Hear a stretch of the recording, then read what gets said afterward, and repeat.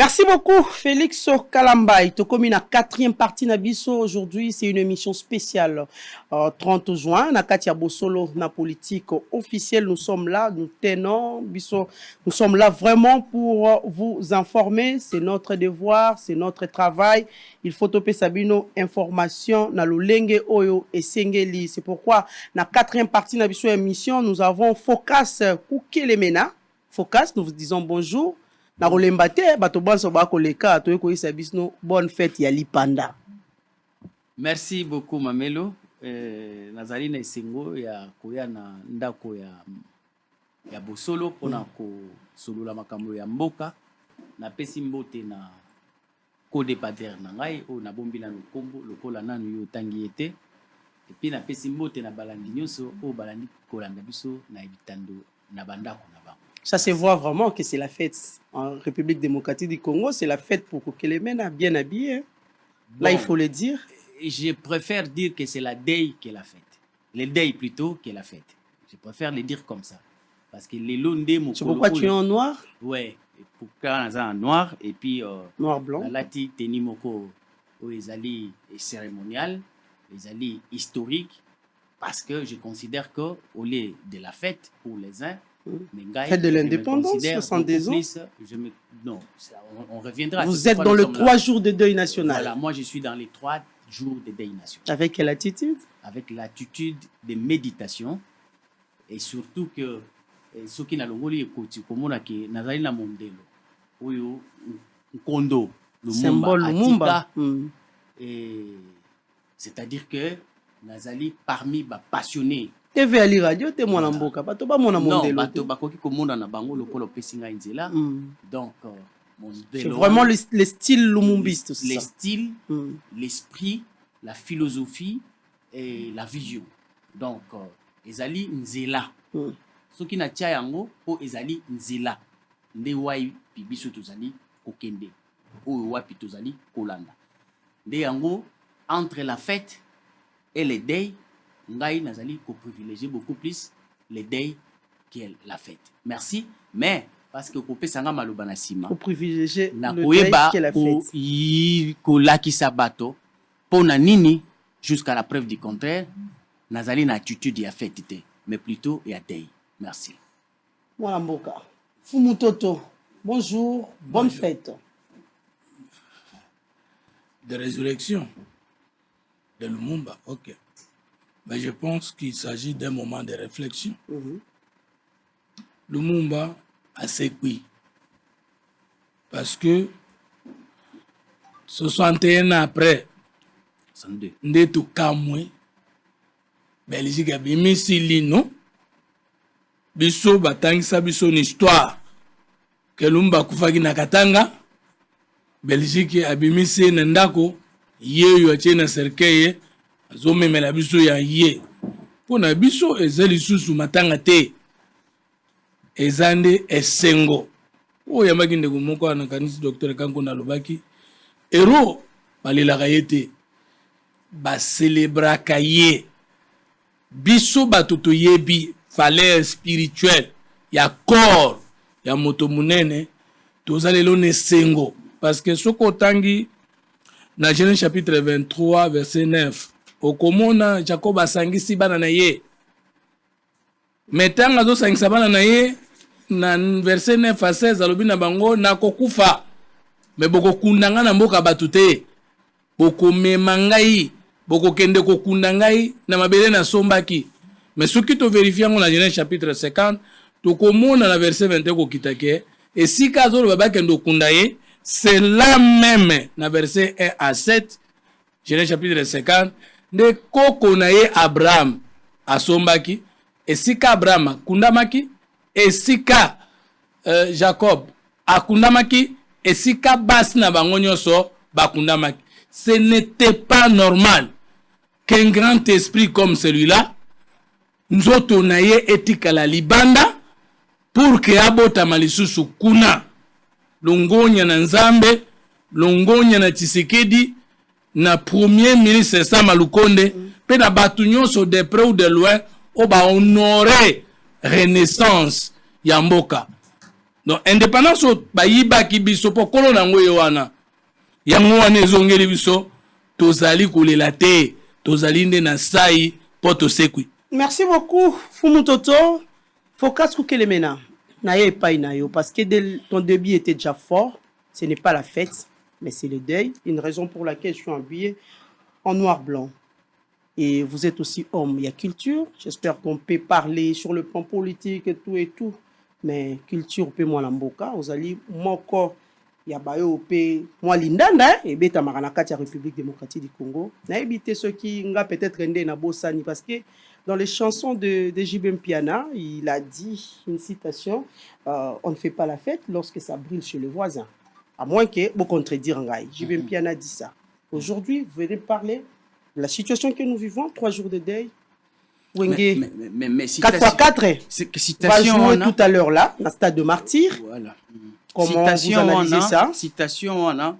Et là qui orienté quand ça brûlait chez les voisins. Mais maintenant là, ça brûle chez soi-même. Donc, quand ça brûle chez soi-même, si déjà chez le voisin... fait toujours la fête. Non. Déjà, quand chez le voisin, ça brûle, on ne peut pas faire la fête. Mais quand ça brûle chez toi-même, alors, oui. Quelle sera ton attitude? Est-ce que faut-il répondre à cette question? Non, ce n'est plus maintenant énigme, et comme simple et puis facile. Bon, toute musique ne signifie pas la fête, de toutes les façons, parce que moi, je suis dans le monde artistique et je suis africain par culture. Atana ba matanga na biso. Moi, chez nous, na matanga batindaka loyembo. Loyembo wana elingi koloba fetité. Loyembo wana ezali ko accompagner kolela. Parce que na kat na loyembo, bakoki kotangela bino parcours, trajectoire ya mowei. Bolamu na ye, makamu na ye ya kitoko, et puis bazali ko rappeler bino oyo nyonso ya loba tango azalaki na bomoi. Nzembo wana, miziki wana, ezali forcément musique ya esengote, mais ezali musique ya matanga, musique ya méditation, musique intelligente. Oyo ezali ko accompagner événement na contexte moko bien précis. Faut qu'est-ce que les mena. Allons-y, musique intelligente, c'est bien bon, mais d'aucuns pensent que aujourd'hui la journée n'était pas appropriée pour que le Wenge 4x4 joue la musique, parce que dès le départ, l'objectif Ezaki, c'était pour le retrouvailles. Voilà, c'est pourquoi Nazolinga to posé ma base pour la to évoluer. Le FRDC. Ouais, to évoluer bien. Yango na linga qui to posé ma base ya malamu sur la musique en général, et puis to ya komema eteni ya likambo ya concert ya lelo. Ce qui concert ya lelo, ezali défini na ordre d'idée on a pesi pour qu'enfin et accompagner matanga o ezali décrété sur le plan national. Parce qu'au fait, drapeau na biso ezali en berne, décision et outil et payi y a l'état pour démontrer que il y a 3 jours successifs oyo il faut observer tous à la natitude ya matanga. Au même moment, l'état a autorisé concert. Yango nazali kotuna baimboka, bato ya boania, bato ya mayele. Musique oyo ba autorisé ezali po et accompagner matanga ou bien musique oyo ezali retrouvailles ya bana wenge pour que ba soutenir FRDC entre guillemets 40% sokinétique mapinga pe ba soutenir bango na musique. Je crois aussi ba cri de guerre ezalaka na champ na front ba soda pe ba yembaka pona kozwa makasi ya kobunda. Est-ce que nécessairement on avait besoin de cet entroupement? Est-ce que vraiment le problème c'est un problème de moyens qu'il faut chercher l'argent au travers la musique? Tout ça avec cette pauvreté qui est à Kinshasa, l'argent des rames qui pouvait pousser les choses, on ne pouvait pas utiliser ça. Mboka na biso ezali na kati ya kosala embelli en termes ya finance. Oyo ezali kokota na ba recette fiscale.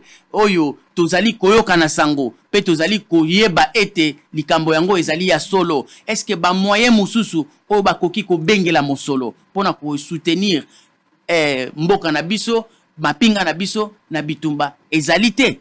Kaka, il faut concert moko. Yango naza kotuna. Il faut plutôt bape sa biso. 40% ya recette ndé kokende. Mais c'est ça que c'est-à-dire que va organiser concert wana. Yango na oloba concert wana format nango. Correspondre avec le non, moi c'est ce que je suis en train de faire. Mais où est ravi de ça? JB Mpiana vide ça, Alain Pela, Adolphe Dominguez et autres. Mais est-ce que nandako ya JB Mpiana nandako ya Werason, soki bazali na matanga, est-ce que ba beta la musique pour ba vivre na yango? C'est ça aussi la question qu'il faut poser. Nous ne sommes pas contre eux. Mais est-ce que la famille ya JB, la famille ya Ouera, tango bazalaka na matanga, na bandako na bango, ba journée wana o bazalaka na ba concert et coïncider na matanga, est-ce que babetaka ba concert wana parce que ezali parti ya mbongo, il faut ba kundela moweyi o akufi na libota. Je ne pense pas que basala rango bongo. C'est ça en fait le débat. Je ne suis pas contre eux, mais nous réfléchissons à haute voix tout le monde. Est-ce que le deuil national empêche l'organisation peut-être d'un concert? Yango, format un concert yango, il faut pas payer ça yango contenu. Parce que le mariage Ezali, le mariage Ezosala. Mais c'est ce que j'ai dit. Le mariage Ezosala. Mariage Ezali fait moko privé. On va condiper un mot capé bazokeni. Yango na lobby mariage Ezali fait moko privé. So qui netike na libota na bino, bozali na matanga, so qui bozalaki na date ya mariage na mokolo wana, balongola ka mariage mais batika ka matanga salema. Ce sont des faits naturels au toko sa nango débatté. À moins que tout ça la mauvaise foi, ça n'appelle pas débat. Et ça, les Kambuka, il y a conscience, nabiso, la moralité, nabiso, mais il faut tous aller dans la même direction. Parce que, bah, il y a que, bah, artistes, bah, on a droit à se produire. C'est vrai, c'est leur activité. Tous aller contre Yangote. Mais est-ce qu'il fallait tout lier Yango? Na réalité, il y a deuil national. Est-ce qu'il fallait qu'il to réalité to lié yango na contexte sécuritaire auto yebike ba pekisi et pas un ministre et intérieur ba entroupement na ba coin nyonso pour ne pas permettre que Monguna Mouyembe aussi avait évoqué le voilà, voilà, surtout avec cette voilà, tout ça, tous ces éléments là réunis, ce n'est pas moi qui l'ai dit. Ba konzinde batu babimisi bwanya wana ya kolobakete ba entroupement lokola mboka ezali na ba insécurité et pour des raisons ya ko éviter ba ko pesa occasion na ba infiltrer ba sala ba dégâts. Il faut pas qu'il y ait ba parti politique ba tinda batu na bango ba na ba coin to ba entroupement quelque part songolo pakala. C'est interdit, mais pendant que ba interdire ba entroupement wana ya ba 20-25 personnes, mais quand même ils ont occasionné ba lukela FARDC mbongo na nzela ya concert na kati ya stade. Je suis en train de me poser des questions. Je ne veux pas être ceux qui sont contre, qui feront que Bamona lokola na lingi musique. Pourtant moi-même aussi, je suis un artiste. Donc tout ça, c'est une réflexion. Mais Nalinga qui n'a profité de la démonstration moko oyondeko fumutoto à Sali Awa. Mais ngai beaucoup plus nazali na kati ya ko banga coïncidence moko. Na yebite ezali accidentel ou bien de l'autre côté c'est une machine qui a réfléchi pour que Esale Mabongo. C'est quoi l'affaire? Coïncidence au Esale mis entre départ. Il y a Lenu et Lumumba. Parce que Lumumba a confié, juste après quelques mois, il y a exercice comme premier ministre. Tango a confié, to yebi bisonyo so ete, Mobutu tango a sali coup d'état, a sali korenye, ministre à intérieur. Ezalaki, Papa Etienne Tshisekedi. Oyo azalaki na ko bengama to prérogative ya ko veiller sur la sécurité de biens et des citoyens. Mais na contexte wanande toye komona ke bango balobi na biso ndenge mfumuto za ucholo ba ke ba bomela ki na Lubumbashi. Mais to surtout ki lino eke ko bima na Belgique. Mais 61 ans après, ce qui ont tali Tshisekedi le père azalaki anti-lumumbiste. Mais balumumbiste ba se succéder na pouvoir. Omo Mobutu koya Lumumba ezongité. Linu ezongité. Bazalaki kopesa ba conditionnalité, babandaki koluka koyeba éclaircissement contexte ya liwa na ye. Ba pesi ba préalable qu'il faut, mais coïncidence o eza kokamwisa ngai ezali ete lelo Félix Tshisekedi mwana ya Etienne Tshisekedi oyo wapi na période na ye makambo wana esalemaki liwa ya Lumumba na kokende na ye tango mwana na ye akomi président nde linu eye kozonga pe bokundami na ye. Or il n'est pas un lumumbiste. Pas lumumbiste, basalaki yangote. Mais un anti-lumumbiste. Quand je dis ça, un anti-lumumbiste, c'est pour dire que idéologiquement, l'IDPS n'est pas des entrailles du combat de Lumumba. Parce que tozali komona kokamwa. Ezali simple coïncidence ou bien ezali un mécanisme qui a été déjà étudié une possibilité facile ou avantagée pour que enfin cette fois-ci to joa moyen ya kosilisa likambo oyo ezali mokumba monene na moto ya baimboka oyo ya Belgique ba oyo wapi ba ekondima enfin que biso bato tobomaki ye tala lino na ye yango oyo toza kozongisa. Merci beaucoup. Mais baye bisi biso te nzoto oyo etikalaki batiaki wapi ya baninga na ye batiaki wapi. Ba question est belée autour de cette situation que oyo biso bato oyo tolingi na biso kobosa na histoire te tolingaki toyeba parce que na processus ya construction d'une nation histoire ezali partie invisible ya édifice nde omonaka soki baya kotonga ndako fondation ezalaka mais emonanaka te nzoka nde mpe moboku mpe makasi ya oyo toza komona eutaka na oyo ezali komonana te lolenge moko pe na histoire ya mboka soki bomeki kotourne page na histoire ya mboka botongi ndako likolo na zelo ndako wana ekoumela te. Merci beaucoup, Fumutoto. Vous avez la parole. Nous commençons d'abord par rapport au concert qui va se jouer tout à l'heure avec le Wenge 4x4 parce qu'on dit que la musique c'est une façon de refléter un vecteur et une valeur culturelle. Aujourd'hui, il y aura le Wenge 4x4 qui va jouer. Est-ce important ou pas? Point d'interrogation. Et puis, vous répondez aussi à quel mena par rapport il y a des doutes aux Ezali là-dedans de Patrice Emery Lumumba. Troisième voie, Ezali courant de pensée spirituelle, scientifique et politique. Ils en ont trois parties. Les écrits de la voix, les signes ou symboles de la voix et les musiques de la voix. Orchestre Nanga Kumunango, Fondation Loyembo Yassika. Dans un quatrième album. Donc je suis en face, il y a justement. Mais moi, j'ai fait la troisième musique, qui n'est ni la musique mondaine, ni la musique dite, la musique de Dieu. Mais c'est la musique de recherche et d'émancipation. Toujours le beau jusqu'à la mort. Maintenant, j'ai publié, l'album dans 4 ans, nous avons pu nous donner dans le Bawa, pour nous donner l'innocent. Nous avons publié un livre sur le pouvoir de la musique dans la bonne gouvernance. Et dans ce livre, on a proposé Congo un hymne national et Asika comme Nzembo, parce que l'hymne national, on a avec des cérémonies, il y a Mukolo indépendance. C'est que, à l'objet que on a appuyé, que la musique est accompagnée via Mutuna domaine nyos. Bandana tango tatana mama babota kabiso na kati ya danse. Bolimbi sangai. Biso pa na biso soki ozo kata njete. Oyoki lokola makasi elinge sila. Okubando yemba nzembo eza ko ajouter makasi. Tolingi to ke na chasse. Toko yemba isembo.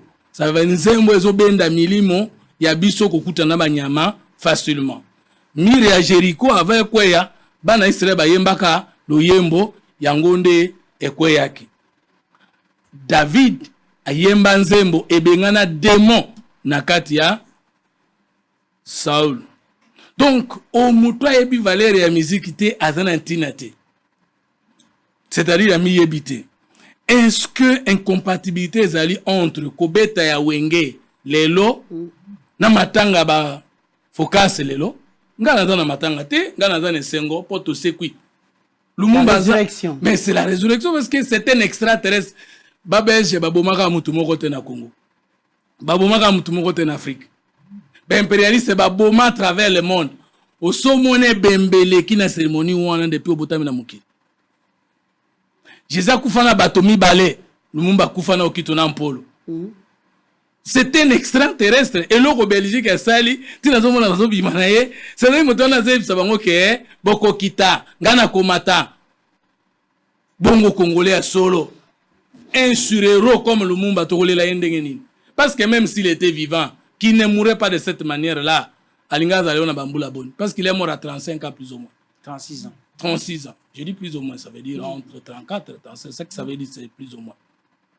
Botami, le mois de juillet 1925, on a loi, à Koufi, dans 61, calculons. C'est 35 ans. Donc, maman Nangaï, toza na matanga te lokola bango. Mais awa tango tozalaka na matanga banzembo nyonso toyembaka na ya mawa na ya bisengo parce que bato bakoko tika la teka na kolela. Deuxième élément, première chanson dans lobby hymne national toza nango toyembaka ezalaki ya cérémonie indépendance. Na peso su nzembo ya mibale indépendant chacha tozuiye to célébrer ngo na nini na nzembo. Troisième argumentaire oyo lakisi que c'est incompatible te. Mukolo tozozu indépendance ba congolais ava ba kende na Bruxelles bazalaki na ba divergence d'opinion. Mais pona ko kende ko débattre pona lipanda ba lalisaki ba divergence na bango nyonso ba kende ki bango nyonso na table ronde. Le 30 juin eza symbole ya réconciliation, eza symbole unité, eza symbole ya bomoko. Mutu moko te akoki ko wangana. Eza la président de la République eza la ngai. Soko kola ki po koma ki na plus de 18 ans à partir à 88 90 qu'influence a wenge et traverse ki mutu na ote. Wenge pesa biso fierté. Lelo tozongi si bango na unité culturelle et un symbole ya les 30 jours parce que zala ki bomoko ba politiciens à tel point que Patrice Zaki na prison ta baninga comme na table ronde ba congolais so ki kuna babi soki ayete toko solo la te tolinginde ke bomoko o epesi na wenge epesa pe na ba aspect musu na biso na politique tripe na ba aspect nyonso zo kabola biso ba congolais parce que biso trois devant tout lobby personne ne connaît tout mais tout le monde sait quelque chose. Rien n'est totalement bon ni totalement mauvais. Ce qui nous unit est plus grand que ce qui nous divise. Maintenant, que les gens dansent. J'arrive. Maintenant, na concert wana babengi saki yango pona makambo nini. Tango balobaki concert ezala ki avant le vice-premier ministre en charge de l'intérieur appelle ça consigne qu'il n'y ait pas d'attroupement. Deux, tango balobaki attroupement ezala te. Est-ce que tu as na bis 20 personnes, 30 personnes, tout ça attroupé te? Covid-19 ezate. Mais est-ce que même de totambo la nexat doit rattraper? Est-ce que na wenza Kinshasa na marché central doit rattraper? Qu'est-ce qu'on nous demande? Partout na Rompouengaba. Bazo senga biso pendant cette période de Covid-19 dans la geste barrière. C'est ça. Donc eza contradiction te concert wana na makambo docteur Muyembe alobi. Soko luki contradiction alors pe ki sa batu ba kende wenzete? Bakoma na Rompouengaba te, ba étudiant ba en auditoire te. Moi je suis étudiant. Nazotanga na campus. Bon en auditoire, tous attroupés. C'est plus de 50 en auditoire. Wana biso na 3e cycle. Bon bandeko ba na premier graduat na droit. O ba na premier graduat en sciences politiques. Mon fils qui est avec moi dans la voiture. Azana inikin. Attroupement zate. Na ifasik na simana yo. Attroupement zate. Non, ce n'est pas ça le débat. Donc, et si quand de focus à l'ouki qui est la contradiction, et c'est la contradiction. Likambo ya ram mais un faux débat. RPTC aza ko émarger na budget ya l'état te, aza na ba ressources na ba moyens de fonctionnement na ye moko. Bon nyonso akongolaki pe affecta ki yango po na fonctionnement na ye. Et la kisi moibité parce que ram eza ni taxe ni rien. Eza redevance.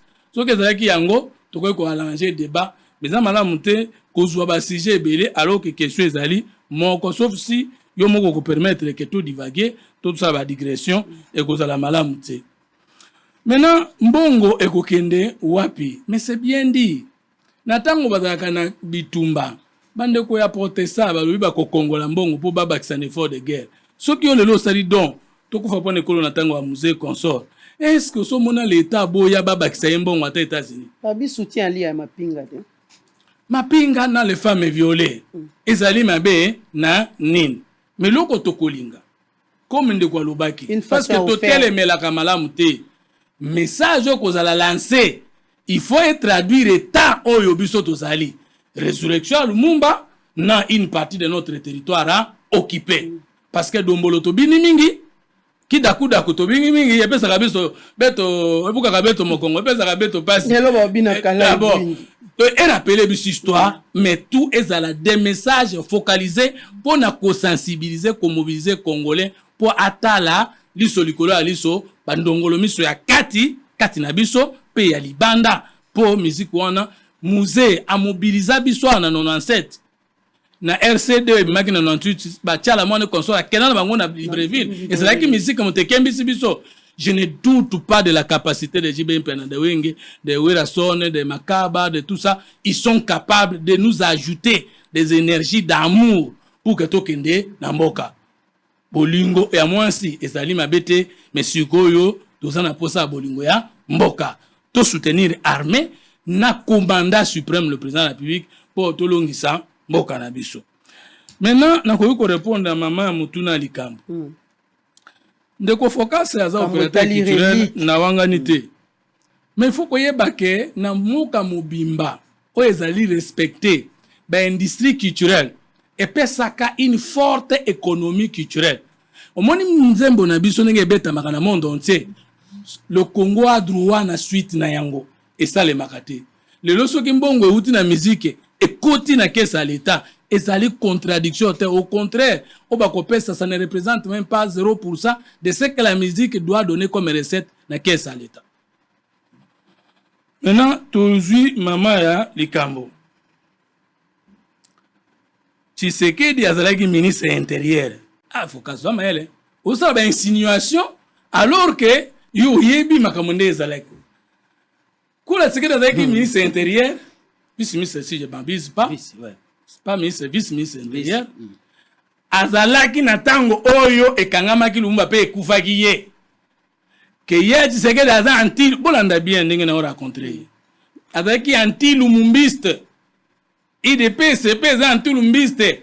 Comment expliquer que na tango ya moto oyo Lumumba kangamaki nde ye kokoma mwana na ye oyo ayebi ke tata na ye alingaki mutu wana te pe balandaki pa mutu. Idéologie wana te yeli noye ya koya eza nini balingi ba distraire population to balingi to bosa histoire mais muzeta na kota kiawa gagner peut-être la confiance de Lumumba. Non tozoya tozana na débat. Je suis historien de Sciences Po mondiale et congolaise. Alors non muzeta na kota ka bobo sanate muza luka peto yoka na télévision ba impliqué que za Tshisekedi mutu akomaki mukanda moko pona kokomela mulo point ke totindi crampo Lumumba bosila na ye kuna esika focus atande yango wana metema aiza ayebi ko sala ironie nda sala ironie heureusement que ironie wana simbite po akutani na ngai.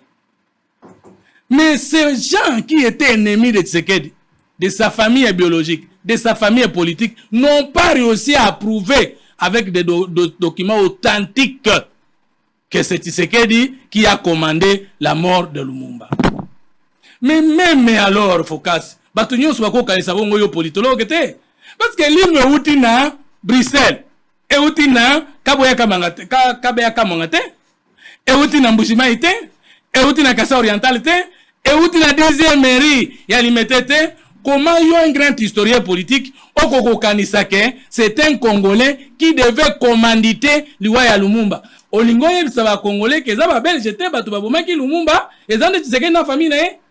C'est extrêmement grave pour na yo un averti politique et politologique. Deuxième élément focus. Maintenant on a comme yo politologue, yeb histoire politique te. Tshisekedi père, j'insiste et je vous défie. Tshisekedi père avec secrétaire national en charge des questions politiques na MNC ya Lumumba. Avant Kabwana na Kalonji. J'ai des documents historiques de Sciences Po et des preuves. Soko Tchetembe. Maintenant, comment lui pouvait être pas militant, cadre, na MNC, avec comme MNCL, MNCK, Mouyebiango, Tshisekedi est secrétaire national en charge des questions politiques na MNC. Quand est-ce que Tshisekedi est devenu ennemi du lumbisme? Mais je voudrais vous rappeler que quand Lumumba était vivant, le lumbisme n'existait pas. Lui-même n'a pas créé un parti lumbiste. Lumbisme est bimi na 5 partis, Agizenga, Bisikiro et les autres. Nde ba lobby. Socialisme, oyo Lumumba lingaki, bien que lui-même ne l'a pas exprimé. Yango zai communisme te, bien que balataki gazaka pona kubuma yalo ke babumaki ba communiste musu ya mokilité. Le socialisme à visage africain porte le nom de Lumumba, Dixite Adolphe Muzut Antoine Gizenga. Je les ai interrogés moi-même. Le socialisme à visage africain s'appelle lumumbiste. Oh, l'IDP, c'est un parti socialiste. Tshisekedi n'est pas le seul père, n'est pas le seul fondateur de l'UDPS. Et Tshisekedi lui-même, comme individu, était membre, cadre, influent du parti de Lumumba avec Lumumba. Comment pouvait-il être anti-lumumbiste? Focus, information des amis Koussé. Troisième élément, mais Tshisekedi oyo aza koko ya Lumumba. Maman ya Tshisekedi aza mutetela. Quand Tshisekedi est arrivé au Sankour, qu'est-ce qu'il a dit? Au lieu de montrer devant les Congolais, rapprochement idéologique. Il y a Tshisekedi père, j'ai donné. Rapprochement idéologique. Il y a Tshisekedi de peste et le lumumbisme, j'ai donné. Et le rapprochement biologique pour trouver des raisons profondes. Il y a comme on a ponanini, Tshisekedi a zongi se bembe, yo ironisé dans le sens mauvais. Mais il faut casser. N'a rappelé le premier discours à la nation du président Tshisekedi à l'Obaki dans le sens de l'unité nationale à Kozongisa depuis mortel à Lumumba, puis depuis mortel ya Mobutu. Maintenant, ami kokisi na maloba la kaki. Yo ningo tozwa siri na mutu na yendenge nini. Kona kosuki sana question na koloba boye. Mais alors, mi pesito. Alors que Gizenga s'est fait un grand lumumbiste, Mouzé père, Kabila père est venu, il ne l'a pas associé à la gestion. C'est Kabila fils qui est venu l'associer après chaque élection en 2006 vers 2007. Alors que Gizenga lui-même, le grand lumumbiste, premier ministre, succédé par Adolphe Muzitu, premier ministre, le président de la République de l'époque, Joseph Kabila lui-même qui s'est déclaré descendant de Lumumba et Lumumbiste. L'isolo ya lino ya Lumumba eza na Belgique et botamina Tshisekedi na présidence na été et zalaki banda toyokoli une histoire. Maintenant, on comprend que se déclarer Lumumbiste na kosala makamba Lumumba eza des choses. On comprend que je suis à Palou Lumumbiste, je suis à PPRD Lumumbiste, je suis à Mouzé Lumumbiste, je suis à Kabila Lumumbiste. Mais etiki pays avant Palou aya na budget à moins de 1 milliard. Pe Kabila 18 ans tiki budget moins de 4 milliards. Mais Tshisekedi, que vous qualifiez de non Lumumbiste, a même accroissement budgétaire de 41% et a même de 4 milliards. Non, 10 milliards. Est-ce que Lumumba signifie lumumbisme? Non. Lumumba lui-même n'a jamais été lumumbiste. Moi, je suis Lumumba, je ne suis pas lumumbiste. Au contraire, les lumumbistes au Congo ont tué Lumumba. Parce que dans leur gestion, ils n'ont rien reflété des ambitions de Lumumba et du socialisme de Lumumba. C'est-à-dire socialisme est révolutionnaire et démocratique. Donc, retenons ceci. Comment aujourd'hui, ils garder toujours idéologie s'ils ont tué Lumumba? Mais idéologie. Antoine Gizenga, premier ministre. Vous vous rappelez? Adolphe Moussoum, premier ministre, pour la caution aux président de la République, c'était 50 000 $. Socialisme, c'est pour les possédants. En France, c'est ce qu'on va foutre à bateau bien. Pour la candidate pour la République, on va foutre 50 000 $ mais ici. Les PPRD au pouvoir. Mais caution est où tu les capones pour la candidate député 1 000 $. C'est ça le socialisme. Est-ce qu'il peut me citer une seule politique socialiste où ils ont appliqué na PPRD pendant Merci beaucoup, Fumutoto. On a souki sina kolobake. Message otozo passer là ba Congolais zali boy. Biso tondimite ke Lumumba akufa kala. Belgique a révélé biso. Biso tondimite ke Okito akufa kala. Pona biso ba utaki koboma ye nde bazongisi biso ye. Mais tozo tuna. Bakosa biso ke batumbaki ye na acide. Acide wana biloko nyonso ya nzoto na ezika kaka lino nde sika kite. OK. Entre Mutu à Lumumba, une histoire de corps. Na lino Lumumba loko ne leki makasi. Puna ba pesi biso crâne na ete, cerveau na ete ba pesi biso lino. Sikoyo ebembe Okito eza wapi? Ebembe ya Mpolo eza wapi?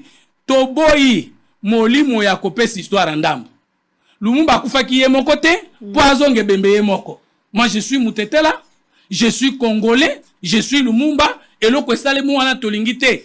Il a fallu place wana to mona bibembe misato Belgique azongisa biso. Po balakisi biso ke bakufaki na Belgique. Et na sengi na sagesse ya chef de l'État, ya premier ministre Sama Lukonde, to sa sou na démarche na ba famille respective, to zongisa isusu bibembe mibale. Ya biso histoire eza ya kitoko. Jeza kufaki na de laron, Lumumba kufaki na de politique. Tolingi to mona bango nyonso bakendaki ensemble et ce qui est profond bango nyonso les anamongo. Mpolo Inongo mongo. Okito mongo, Lumumba mongo.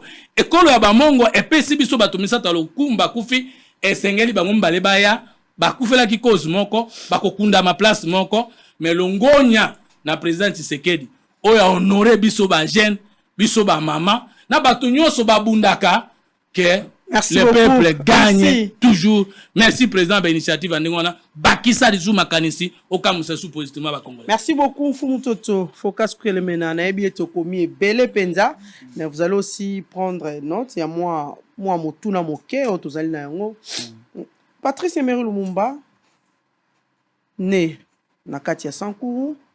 Tomoni na ndenge lolenge il a fait sa politique ndenga bandaki yango na ngambo ya Kisangani kuna bandi vie politique na ye aye pe Kinshasa atamboli na ndenge auti akei pe Lubumbashi na ndenge azwi kufa na ye na isiko ya zalaki kuna sikoyo lelo tomoni ba construire mausolée pour Patrice Emery Lumumba na ville ya Kinshasa. Nous avons approché d'autres acteurs politiques pe ya ngambo kuna balobi. Le grand Kassai restait à sa soif. Pour eux, il fallait, c'est vrai, Lumumba n'est plus pour seulement les Africains, ni les Congolais, il est mondial. Il fallait mausolée nae ezala érigé na ngambo ya Sankuru kuna. Comment trouvez-vous cette réflexion et pourquoi avoir déplacé les siko statues ezalaki et zongi à quelques mètres la place wana a échangé? Pourquoi d'abord ces déplacements là? Et ba mosusu balobi les coûts là, pourquoi ces coûts là? Parce que ba ko énumérer on a une affaire il y a 400 000 dollars américains ndenge ba ériger monument ya Lumumba. Babi pourquoi n'est-ce pas que les montants ils allaient vraiment exorbitants? Merci. Surtout avec les obsèques aussi. Merci vraiment. Na ko yana motuna wana mais au permettre nga na futa nyongo. Na kofuta nyongo oyo ndeko Fumutoto akotisi ngai sans pour autant que na remettre en cause science politique ou ayekoli.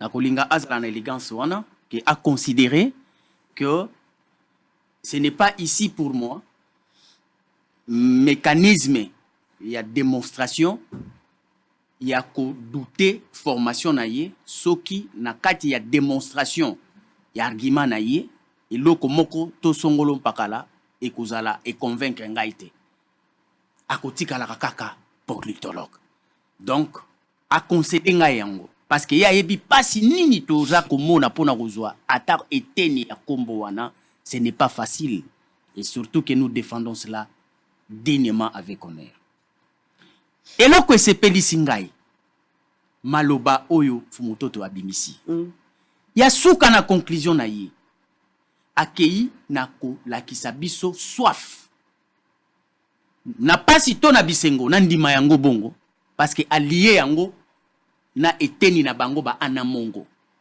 mais naza kolakisa yo ke nalai moto ya bandundu mais nalakisi yo nzela o ezali philosophie lumumbiste.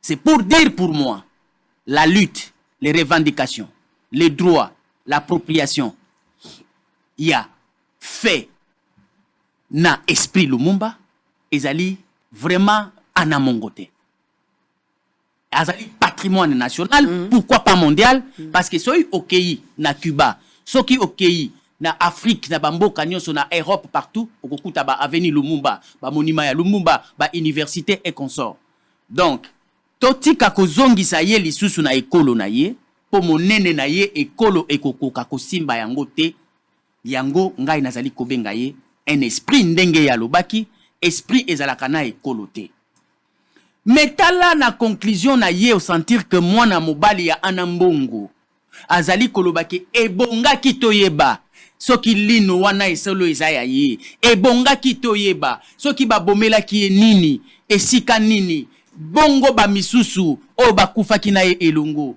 bazali wapi bakufelaki wapi lelo nde te koyeba ke akufaki na Congo te akufaki na Belgique Pauline ebimeli kuna. Il se pose des questions soki azalaki en face ya ba Belge recueil na ye wana elingaki ozala o babengaka les préalables. Dites-nous d'abord ceci, informez-nous, dites-nous sala biso boye la kisanga boye. Il allait poser ces questions au nom de Anamongo, Ponaye, au nom de Lumumba. C'est pourquoi moi je considère que moto nyonso aza na esprit wana, moto nyonso azali na mokumba wana ya koyeba likambo ya Lumumba, biso nyonso on dirait tozali orienté lolenge moko. Mais alobi ya motuya yoka. En conclusion, bato baboma Lumumba, ce sont les lumumbistes eux-mêmes. Mais entre-temps, tango ngai na pesaki démonstration na ngai ya fait observer que quelle coïncidence historique, matériel de fait, empirique, oyo ata chercheur monene. C'est vrai que na kati na ba débat seleki na Congo, na bimisi moto ya liboso observation wana était tango akufi, tango lino ekei na poto ndenge mfumoto a révélé awa ke te to moni conclusion était akufela ki na Belgique, soki abima ki vivant.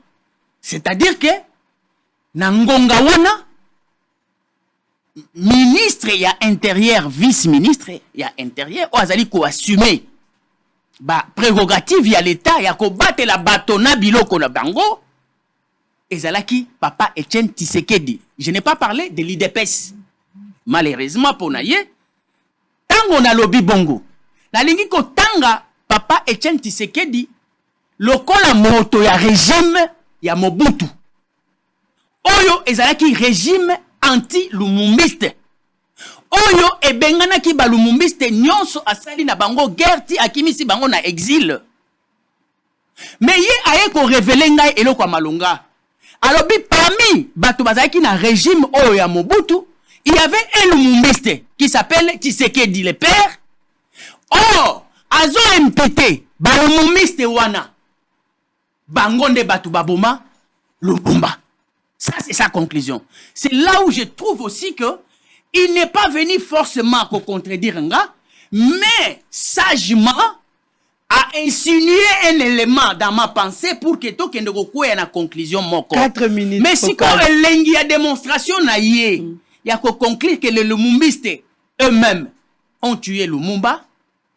Aye ko pesa yango valeur tango sikoyo to kiti to lakisi ke même fils Oyoya Tshisekedi, le père Oazali, président de la République, Lelo, il est du courant autre que Lumumba. Parce qu'il y a abimisi démonstration, il y a idéologie. Mais le fait que Bango Nyonso, Bazali, Ndenge, Alobi, que Yemoko a interrogé qui Ndeko Adolphe Muzitu na Mese Gizenga oyo nazali kopesa mbote a passant na Adolphe Muzitu epai ya vandi pe nazali ko tombela Mese Gizenga ko bopemi malamu esika oyo wapi soki lelo azalaki na bomoi na banza yende mutu alingaki kozala chef de file na bisika oyo wapi bazali koluka kolobela pe kokunda linu oyo entre guillemets natikali pe na soif wana lokola fumutoto ya koluka koyeba est-ce que lino wana ezali ya Patrice Emery Lumumba. Mais démonstration wana namoni epesi musala monene ya un politologue pour qu'à réfléchir. Effectivement nous venons pour soulever les débats. Pourquoi? Il faut richesse na biso ba politologue, c'est de pouvoir se poser des questions. Observer fait opo bandi ko tuna mituna ti oluki biyano na yango. Je n'ai fait aucun mal na ko soulever débat wana ya coïncidence. Yakolobake, élément à coïncidence, ils allaient intéressant. Ceux qui n'étaient pas avec Lumumba, ils étaient au pouvoir, ils ont chassé les Mumbuistes, Bakeba exil, par eux, na reine na bango, na régime na bango, Lumumba accueilli, mais na reine na bango, ya mwana, Lumumba azongi, mais pendant que ba misusu oya ba Lumumbiste, qui se déclarent eux-mêmes, nazali na même logique na ye, que il y a une différence entre se déclarer et se kozala. Ça, je suis d'accord avec lui.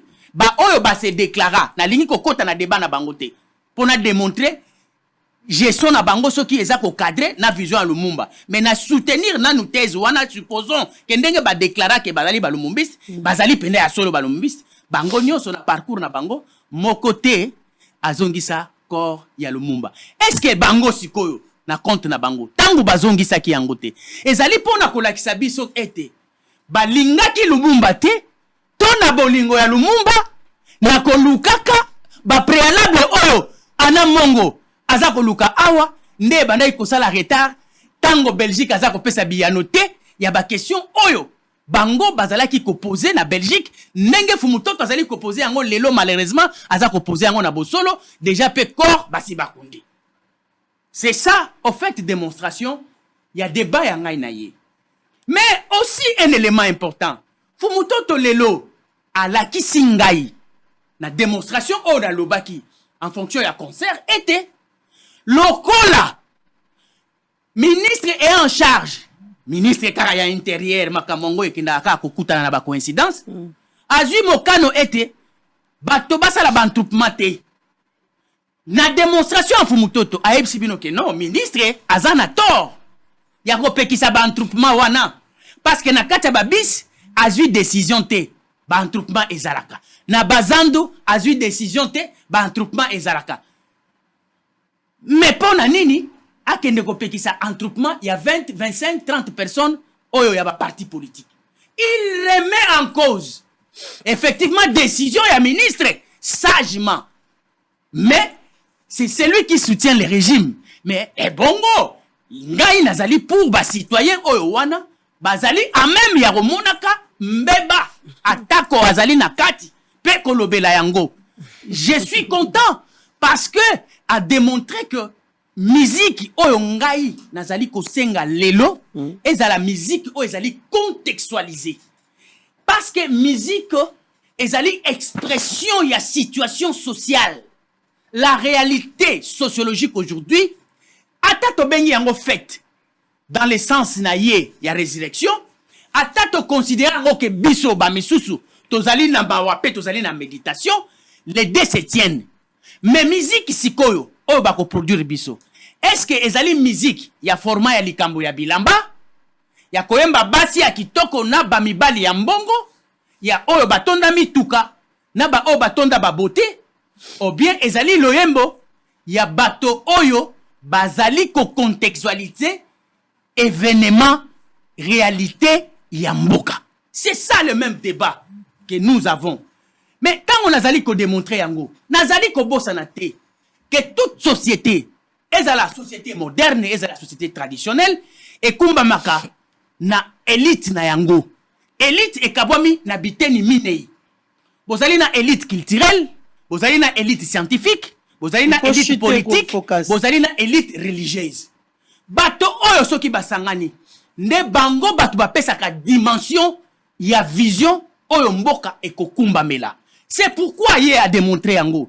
Tango élite politique akei na bitumba ya koluka kokota na indépendance kosenga yango atikaki élite culturelle simate abiangaki ye ndeko na ngai élite kozonga simate yakato kendeni nde omoni élite culturelle avec classe ya ba musicien na biso bakale bazalaki elongo na élite politique na table ronde élite religieuse azalaki présent notamment tozali na ba les catholiques le cardinal c'était cardinal Malula et consort il faisait partie au même moment lui c'était confuse au même moment il était élite scientifique au même moment il était aussi élite religieuse donc nazali na contradiction na ye mon côté mais il faut ici cette unité élitique totambolaka na vision parce que tel roi oyo ayaki ko coloniser pour réussir mission na ye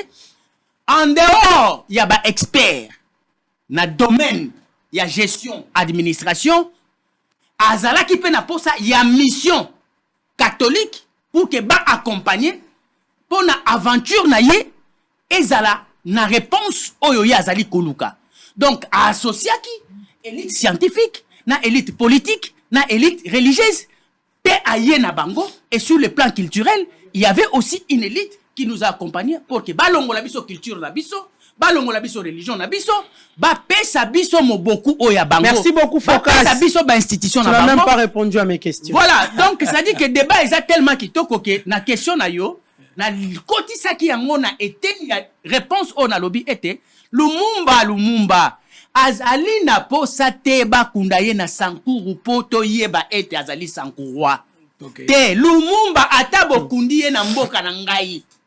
Ata bokundi ye na mboka na ngai. Akozala kaka kotikala patrimoine mondial. Mais c'est de bonnes guerres. L'appropriation, c'est un sentiment aussi patriotique. Les changements, l'endroit. Le changement de lieu. C'est un détail faible que moi, je n'ai pas de motivation. Est-ce qu'il fallait vraiment changer les lieux? Nazali vraiment na élément ya condamnation te to ya chantier. Voilà, donc naza comment on a vraiment te tina ya détail wana. Vraiment un mausolée construit avec un montant. Voilà, peut-être les montants, ça c'est la faiblesse de nos régimes. À chaque opportunité, quand les coopérants, 2 400 000. Quand les coopérants sont en train de gérer, vous savez qu'à chaque fois, il y a une opportunité de sortir l'argent dans les caisses de l'État. Il y a big makamba sur facturation. Et ça, le domaine, il y a Mboka na biso ya Congo. Toyoka ya ngona makambo ebele, oyo ekokamisa biso li. Pourquoi construire un mausolée avec un montant pareil, alors que ceux qui olandeli bien, na Mboka ya Lumumba, balobi, ba école à Malonga ya lité. Manche banzela ya malonga ouais bana babengaka yango bana ba kotanga na bakilasi na babante une approche managériale de la gestion de la République. Ça c'est une approche managériale. Mais esenga kanga pas aussi faire de bonnes choses. Voilà, et kosenga ngai tango ebele pona bibisa ba normes ba principes ba bomba yango comme ça nous allons revenir à ça démontrer que effectivement kaka esika pona peso kaka elengi ya likambo yango ya approche managériale. Oyebi esika oyo babengi échangeur pa bake kokunda ye. Est-ce que vous imaginez kunango total oyo tango batonga ki yango ekutaki na république. Mais nde comment melo yebi sangai. Esika wana en termes de rentabilité. Qu'est-ce que cela produit? Qu'est-ce que cela ramène? Et ça éléphant blanc ba telemisa ki sikana pamba. Donc c'est-à-dire que il rappelle toujours en construction, toujours en construction. Autant d'années. Mais c'est pourquoi nous avons les lotos qui ont indépendance. On a un belé sur les tantos bandits qui tout. Ok, focus. Zela moqué, vous aurez la parole. Zela moqué, topé ça, pe maloba pa ya fumutoto. Merci maman, ma mère. Focus nalingi. Abotami na sanku, to me mape dossier wana te mwana mboka. Abotami na sanku. Atamboli bisika biso atamboli. Oloba na ba congolais un jour. Soko kolinga. Que je suis parmi les rares politiciens. Parce que ça la volonté à Fumuto, moi je suis un penseur lyrique. Donc, Naza Koki kozala parmi les 5 politiciens yambo. Asali débat contradictoire na niveau nyos spirituel, scientifique, musical, conférence na poto na kisangani. J'ai dit conférence, je suis un homme spirituel d'abord. Je fais des débats avec les papas Koussou, les Mangongele, les Atoli, les artistes, analystes politiques, ok. Président à 3e voix, donc 3e chanson, voilà, les chansonniers de la République, et tout ça, et ça apport dans Manamboka Nangai. Naza parmi batu naza na ba institution naza na même rana ministre mais naza ka débat na mutunyon son ami sona sans non qui doit venir naza na complexe ole kingai utangi singai tokokani utangisani na lekiyo na tangisio. C'est ça le débat. Donc ndengolo ba kintu na ko permettre contredinga un savant qui n'est pas contredit par un autre ne l'a jamais été. Un savant qui n'a jamais commis une erreur de communication n'existe pas. Un savant aussi n'existe pas. Moutou mokote na science ami benga savant. D'abord, comme benga savant, c'est un péché scientifique. On essaye et on se contredit. Et ma mère aux a témoin, on a ça débat na na batunyo so yaka.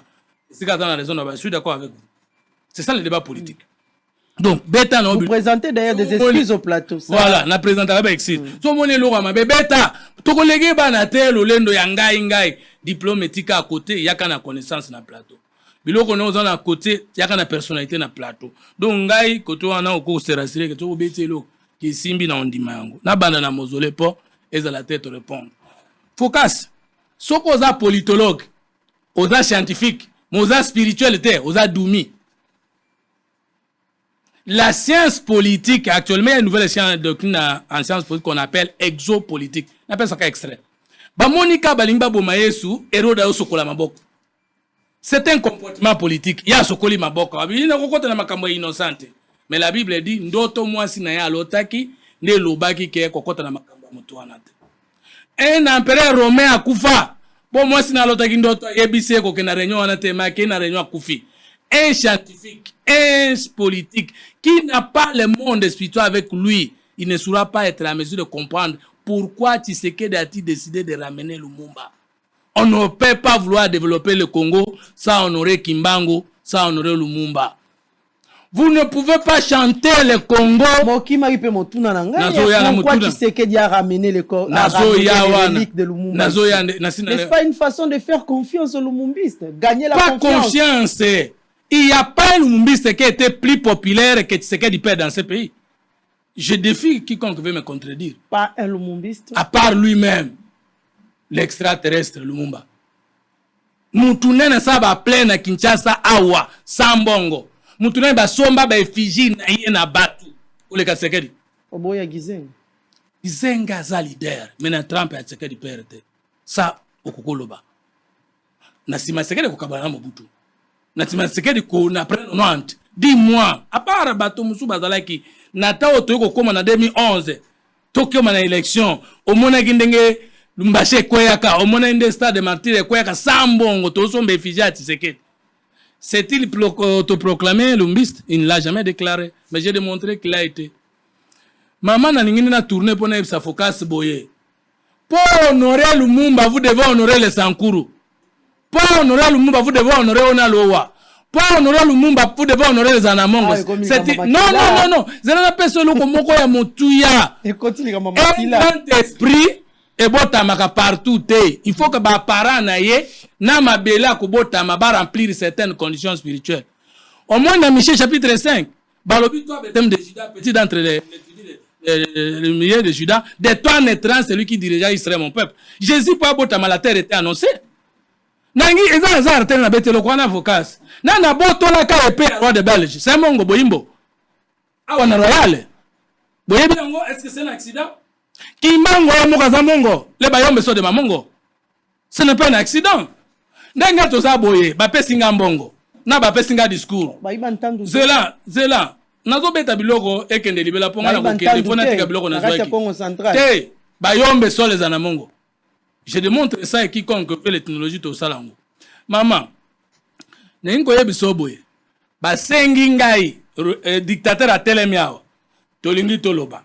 Ba pesi mbongo tolingi to bomba. Nazama mutabandu ndwawa. Na muluba to mutetela awa. Na kopesa kolobela mutu vérité nani. Na kozwa discours ya kolobela dictateur vérité na muluba. To mutetela lobela. Mbongo na pesa mutabandu nusimba. Chacun de nous ne colo à Congo, chaque tribu a une particularité. Bon gestionnaire en matière déjà de bandes nous pas y babenda boyegu coulage de recette en habitant. Et ça technologie. Et ça technologie nous te lobisangai. Tala. Finga mu Congo, tolinga moi excusez-moi, je ne prêche pas le mal. Yé a koloba nzamba ko pinirio. Mais ndeko na biso ya este linga moi sinaye a kolokaliza zabeta yo. Chacun de nous par rapport à ce qu'a vendu dans la langue, dans la culture, et dans la attitude, balou, babatete, la pona ngoloba boy, pona bravoure, au côté atembete. Mais mon taban nous pona aussi, maintenant bonne gouvernance n'a qu'on respecter. Non, n'a pas particularité à battribi. Pour l'autre la réconciliation nationale. Mais ceux qui te habitent valeur intéressée que ni Congo et qu'on gagne na bamongo, et qu'on gagne na batete, to ko kende nulle part, soit to ko supprimer que le mongo profite d'un autre. Mais rien n'est construit. Nazo koma. Maman nazo koma. Alors, on a dit Jésus à l'obéi Israël boy. Vous adorez ce que vous ne connaissez pas. Nous adorons ce que nous connaissons. Le salut vient des Juifs. Le salut du Sankour est venu des Anamongo de Baluba. Les autres ont suivi. Et là, il faut tout la reconnaissance. Deuxième élément, il y a l'obito kokunda totanga Sankuru te pas avec monene. Mais Nelson Mandela était enterré par le monde entier, plairé par le monde entier. Bakunda kewap. Namboka abotamaki. Je ne condamne pas ce que nous avons fait, mais focus. Ngasoki na kufi ata ozumbongo tianta après kendo tikanga na momesika na abotamaki. Parce que kuna na kose quoi. Bakabola kamutu jamais ne sike monaki bo moinaye. Yanga Abraham somba ki mabele. Bakundaki yekuna, bakundaki sara kuna, Joseph akundamaki kuna, Jacob akundamaki kuna. Mon père est mort à Kinshasa, bien que naki na passe, na teka kata mabele na kende kokundé na mboka. Et d'ailleurs, la loi dit que toutes les grandes personnalités de la République, notamment les sénateurs, les députés, le président de la République, ceux qui bakufi ko kozongi sa bango na mboka na bango. To tolérer parce que toza ba nationaliste. Toza ba patriote. Pour to ko contredire le chef de l'État tena moneno apesi Lumumba. Si mato ya koloba na ye ti kaka katoke na Sankuru mais tokozanga te ko tia pe moko ya mosolo na Sankuru pozo Sankuru e botaka yete bolingo mona yete faut découvrir les valeurs de Sankurois. C'est pas pour rien que Kabila Joseph a maintenu main de 11 ans la communication parce qu'il savait que les gens de Sankuru savent défendre les choses. Au kozo mutabandun on peut cette communication affronter des événements, ce n'est pas sa spécificité, tout na ebe sa bureau d'études apondre ba idée agoya nango. Courage ya boy. Ça, ce sont des capacités. Au moins, on doit faire une question. Parce qu'on a collaboré ensemble, je ne le nie pas. À tout le monde, envoyant au Lengankoy, envoyant au Kende, envoyant Fumutoto, envoyant Lutundula. Et l'on connaît les Makila Nabino. Vous êtes différents. Nous avons ce sang-là. Ce qu'on s'appelle au Congo, au Gatem, Sankuro, to Kabulamboka, Nanani. Biso Sankurois, nous avons pesa batonyo so makoki, biso pesa so parole. Comme puissance. Lumumba lengi sa mindele na ba yana na bango, na ba akwei sa bango na maloba. Bango wana molimo na ezongi sebe. Ba kata sonite. Donc tika makamwa na focus, to sole là, mais Sankuru fait à l'honorer, Anolo fait à l'honorer, il faut des écoles de qualité. D'ailleurs le chef de l'État abandika kawana te focus. Monene ya Tshisekedi na ko comprendre importance à Lumumba. Et ben nous on était à esika Lumumba ville zani. Mbongo ko kende kuna te. Na yo ka boloba bongo ebele. Ozoko kisa Lumumba na 3 milliards mama. 3 millions mais j'ai même cité 3 millions. C'est quoi ça? Atomium mais à Belgique, mbongo écouta. Mais s'il vous plaît, parce que les autres la différence est que il y a tolérance pour le voilà, je te merci. Les symboles des temps sont plus importants que les finances publiques, monsieur. Les monuments de Lumumba. Mais l'atomium de la Belgique, ça a coûté des millions. Informez-vous. Tout refaire la France. Mais c'est ça aussi la problématique, non? Mais c'est ça. Il y a 2 400 000 mais où le monde est belé par rapport à monument à Lumumba. Mais balobi na mboko Lumumba ya abotamaki eloko malonga eite. C'est contradictoire te.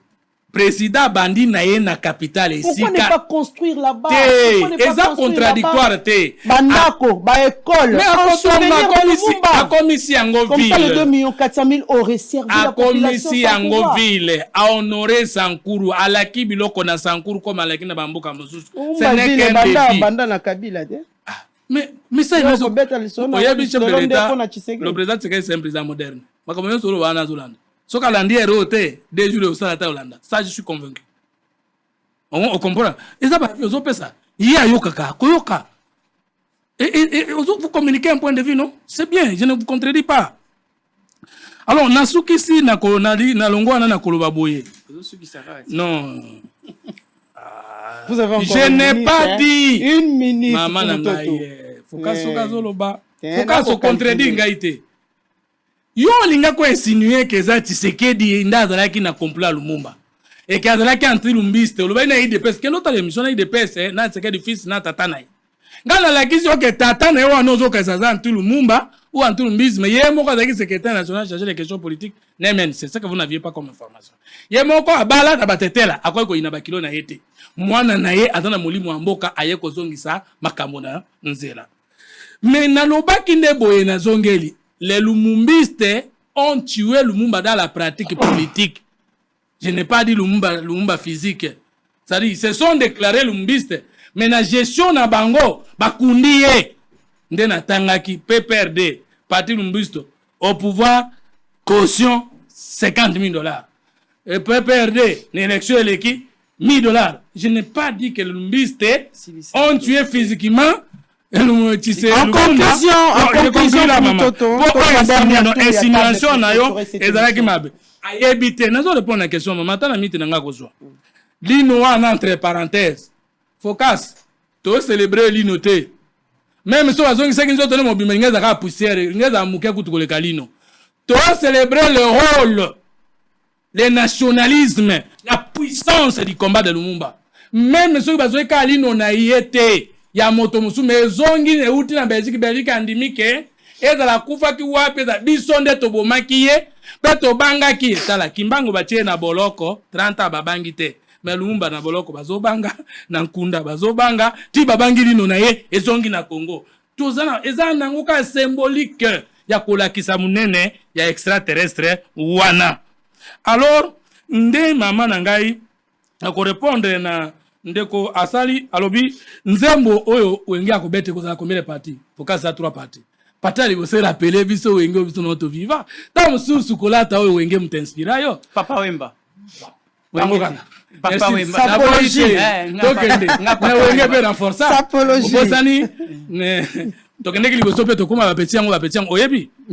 Wenge e makabiso. Tolinga te ba misien ba politicien pe tobi na rapé, tolinga pe conseil parce qu'un homme politique aime aussi le loisir parce que musala biso dans la concentration makati.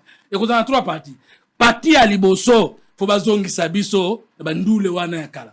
Parti à mibale ba communiquer la situation de l'Est et de la réconciliation nationale. 3e partie, va consacrer quand même reconnaissance. La chef de l'État, moto. Mais tu sais que l'État va bouler à qui pouvait imaginer que 25 ans après, Wenge fait zonga. C'est que même Ngana, tu avais besoin de ce président-là. Tu avais besoin d'un président où Oyebi Kendengo Baboye à Koyoka. Mais nous avions connu le président Olo Bate, tu n'as même pas de feedback Kayokaka. Mais nous avons aujourd'hui un président au lobby, à côté de mon téléphone, j'étais très content. Mais ce qu'on peut sur le côté, au lobby, un président au milieu du peuple, les qui à moi, c'est Maïmona, à Toulouse, à commune à Paris, Maï. À combien le président Sarkozy, non, François Hollande, Kengaï n'a combien awa, na Longo na Toulouse na combien awa, n'a pas de problème à logement. Président n'a réplique à répondre na message n'est pas tindi batoye ko résoudre problème naïe. Nous attendions un président comme ça. Au moins au Lobaki Makambo Aram. Oui, à tort ou à raison. Mais il y a un président qui t'a écouté. Mais toi tu as vécu avec Joseph Kabila ici. Tu as vécu avec Kabila père ici. Tu as vécu avec Mobutu ici. Est-ce que tu étais sûr que le bien l'Européen Bayoki peut pas répondre? Mais attends, merci beaucoup pour Mutoto. Merci alors, beaucoup. Alors, si maman n'a pas maman n'a pas si nangai. Tu sais qu'est du père, tu sais qu'est du fils. Batikali ko ina Lumumba te. Au contraire, balakisi bolingwa motema, babomba kinaye. Pe batikala kokota na liketa liwana yete. Merci pour Mutoto. Focus pour Kelemena. Nous devons terminer cette émission. Franchement, Ezali round. Qui pose mon colon indépendance, Makamba Motuya, Ezali. Oui, Fumutoto. Toi, Kotibiso na masolo ya Tshisekedi, les pères et les fils. Ok, Focus. Ok, Focus. Azali Koloba était ba président balekaki oza Koloba baza komona yo te baza koyoka yo pété. Mais Graïs ayoka ki yo. Ayoka nga. Focus, s'il vous plaît. Ozali des acteurs est vrai. Na kati ya régime na ye papa. C'est ce que tu voulais faire passer le message. Mais ozali acteur ya régime wana papa. S'il vous plaît. Toni marango pe. Ezali mabete. Lobi yango na ndenga mabete, c'est un constat. La limite oloba ete Kabila yoka yote. Parce que ça sera une fausseté dans le parcours de ton histoire. Kabila ayoka pe yo. Pe abenda yo pembeni ozala pe na ye. Nga pe naza koboya te. Tango na koloba boye. Nazali kolinga ete mokonzi na mboka ayoka ngai. Koyoka ngai ezali kozwa makanisi na ngai ya bwanya. Pote ekolo ekende mosika. Na kenda kena Kabila yoka nga achanga pembeni. S'il vous plaît. Esika oye azali na régime na ye. Tu étais un acteur. Ok, Focus, s'il vous plaît. 2013, 2016, dialogue il était le président. On doit continuer le débat. La constitution qui débordait. S'il vous plaît. Non, on a communiqué ma bête. Qu'est-ce qui se passe finalement? Nous sommes arrivés presque à la fin, Focus. Vous aurez la parole. Lui va conclure. 62 ans après, c'est vrai, dès le début, nous avons fait le bilan économique, social, culturel avec d'autres invités qui étaient sur le plateau. Et nous terminons avec vous sur le plan économique, 62 ans après. Vous avez 5 minutes. 5 minutes, Focus. Déjà, parce que y a un banda débat. 62 ans, Oyo. Fumutoto peut avoir 5 minutes et puis nous clôturons 62 ans, Oyo. nazali ko lié yango na journée il y a déclaration il y a accession il y a mboka na biso na indépendance. Ce que nous fêtons aujourd'hui, nous ne fêtons pas l'indépendance qui est une réalité factuelle, démontrable, explicable et communicable. Tozali na kati ya ko commémorer mokolo oyo ba déclaraki solennellement que bozui bonsomi bokoti na bonsomi. Le problème c'est ça, la nuance elle est grande. Bato ba pesa ka communication mabe ya kolobake mokolo wana le 30 juin nde indépendance yebandaki. Non, wana ezalaki mokolo ya déclaration. Mais il a fallu un travail parce que indépendance ezali une situation factuelle réelle qui demande un travail, un processus, un comportement, une attitude pour que bokota na réalité nango. Mais travail wana et ça les maté. Déclaration oui, le 30 juin et ça les maki. Mais indépendance ni na part ya batu oyo bazala ki ba kolon na biso o bandima ki koloba na moloko na discours que to bozui dipanda bozui bonsomi. Il n'était pas préparé pour nous libérer en réalité. Parce que libération peut bangote balinga ba accordé biso. Il a fallu qu'il biso to arrachango par rapport à un rapport de force où il fallait qu'il to imposé comme tempo dans le champ politique entre Belgique et Nabiso, le peuple. Donc tout était fait par précipitation. Non. Na côté na bango, déjà ba coloniser biso par le fait d'un besoin. Est-ce que besoin na bango wana? Et si là, on dira non. Parce que le roi, il cherchait un débouché pour que Azouankita, Yamboka Congo, Amemayango, pour na libota na ye royal, et puis pour na intérêt à Belgique. Est-ce que pour ça wana ici là? Non. Ni ezala na côté ya famille royale, ni ezala na Belgique comme peuple. Bazali kaka na posa ya richesse ya Congo. D'où dire que, d'ailleurs, Moutouani Ansa Yango Malamu, ezali un délai. Alors, avant indépendance, et qu'on a la locola kaka après indépendance. C'est-à-dire que pour eux, c'était une réalité au bakoki kotikate. Ezali miel bakutana kinango, kotika yango kokende siko koluka lisusu wapi.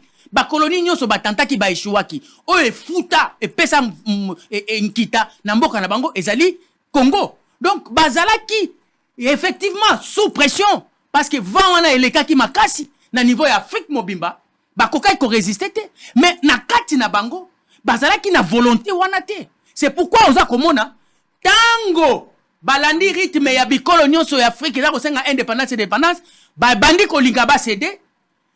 Kwame Nkrumah le grand esprit oyo azalaki maître ya Lumumba a signalé ba africain lobi attention Mandela Keïté azali kaka kat na biso. Cette fois-ci il a changé de mécanisme alongwe na forme ya colonisation ye wana akoti na néocolonialisme akoya kat na biso au sein de nos institutions avec la peau noire, mais faisant la même chose qu'il faisait avec la peau blanche quand il était colon. Donc c'est-à-dire que Mundele a changé Kije, a changé tactique. A longolika a posé Mundele dans l'institution, mais a recruté parmi les noirs. C'est pourquoi ce monde a d'entrée de jeu, Tango Kaka, va déclarer que est comme indépendant, mais bazongeli biso en instrumentalisant ba recruter na kat na biso le Lumumba lelo toza ko lobela likama matanga tozo lobela likama matanga pona nini ba bomaki e pa banani soki ndeko musuto ta manako luka na tanga komba bato bomaka Lumumba pour que na démontrer que je ne dis pas que c'est Tshisekedi et ça li ba belge mais ba belge bango bazali bato soi-disant ba libéra ki biso. Mais pourquoi complot pour na Lumumba? Non, c'est parce que Lumumba était gênant. Pour la présence de Bango, le kola ba kota ki awa na kata ba institution na poso ya Moindo. Lumumba tuna question et pas ya Mobutu. Qui est derrière toi? Nani azali na sima na yo? Pour naza ko mona yo peau noire. Naza ko mona yo congolais. Nazali ko mona yo mwana oyo nazala kanaye. Mais na sima na yo nani azali? Donc il est revenu ce blanc là, il était parmi nous, au sein des institutions, parmi nos acteurs. Néocolonialisme. C'est pourquoi l'indépendance oyo bato balobake biso tozwa ngai nazali ko démontrer que l'indépendance bazwa rango na trois piliers. Boko zwa indépendance culturelle, soki ya solo bozalaki acculturé, bokozwa indépendance économique, bona nkita ekolo na bino, bokozwa indépendance politique.